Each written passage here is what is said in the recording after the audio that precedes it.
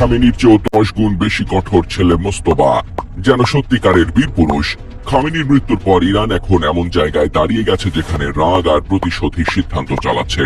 যুক্তরাষ্ট্র ইসরায়েলের যৌথ হামলায় সর্বোচ্চ নেতা মারা যাওয়ার পর তেহরানের ভেতরে আর ধৈর্য ধরে কথা বলার জায়গা নেই। এখন সবাই চাচ্ছে বড় জবাব, দ্রুত জবাব, ভয় ধরিয়ে দেওয়ার জবাব। এই পরিস্থিতিতে যদি খামেনির ছেলে মোস্তফা ক্ষমতার সামনে চলে আসে, তাহলে কূটনীতি আরো পিছিয়ে যাবে, সামরিক সিদ্ধান্ত আরো সামনে আসবে, আর পুরো মধ্যপ্রাচ্য নতুন করে আগুন জ্বলবে। কারণ মোস্তফা নাম উঠলেই একটা ধারণা ঘুরে, সে বাবার মতো হিসাবী ধৈর্যের মানুষ নয়, সে বেশি কড়া, বেশি কঠোর, আর ক্ষমতা ধরে রাখতে গেলে আরো ভয়ঙ্কর ভাবে নামবে। খামেনির মৃত্যুর পর ইরানের ক্ষমতার ভেতরে যে নড়াচড়া শুরু হয়েছে সেটাকে এখন সবাই উত্তরসূরি যুদ্ধ হিসেবেই দেখছে।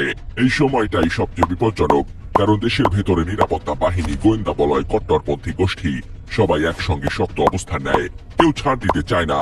এই ভেতরের খেলায় মোস্তফা নাম বারবার আসে, কারণ দীর্ঘদিন ধরেই তাকে পর্দার আড়ালের শক্ত মানুষ হিসেবে বলা হয়। ইসলামিক রেভলিউশনারি গার্ড, গোয়েন্দা সংস্থা আর ক্ষমতার ভেতরের লোকজনদের সঙ্গে তার প্রভাব আছে বলেই আলোচনা। বিরোধীদের কাছে সে আঁচ জ্বালানোর লোক। 2009 সালের বিক্ষোভ দমন করা দমননীতি এসব ঘটনার সঙ্গে তার নাম নানা সময় উঠে এসেছে বলেই তাকে ঘিরে ভয় আরো বড়। আলী খামেনি অনেক সময় ধাপে ধাপে চাপ বাড়ানোর নীতিতে চলতেন, অনেকটা হিসেব করে, সময় নিয়ে, কৌশল করে। কিন্তু এখন ইরানের পরিবেশ বদলে গেছে। শীর্ষ নেতৃত্ব আঘাতের পর প্রতিশোধের তাগিদ এতটাই তীব্র যে নরম কথা বলার জায়গা ছোট হয়ে গেছে।